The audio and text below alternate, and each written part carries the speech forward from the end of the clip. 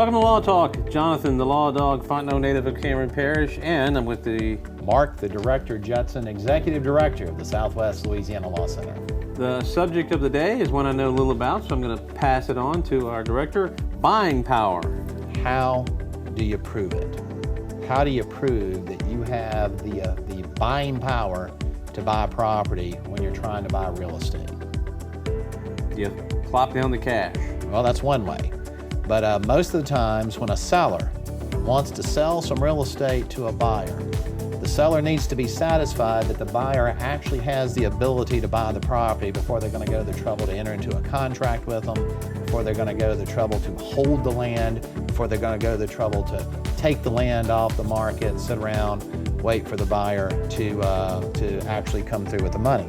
So what typically happens, unless you got a big wad of cash to buy real estate with, which can happen from time to time, but most of us have to go to the bank and borrow money to buy our real estate.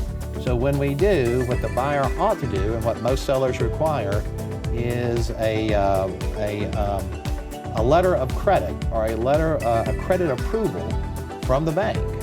And the bank will send a letter that says we've done a credit examination of the buyer, we've looked at his credit history, we've looked at their assets, we've looked at their income, we've looked at their debt-to-income ratio, and we, the bank, a reputable bank, have determined that this potential buyer is indeed creditworthy, and we will make him a loan if all the other conditions of the sale go through and are effective. That will give the seller confidence.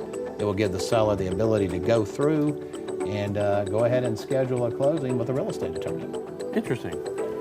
This has been another edition of Law Talk with the Law Dog and the Director.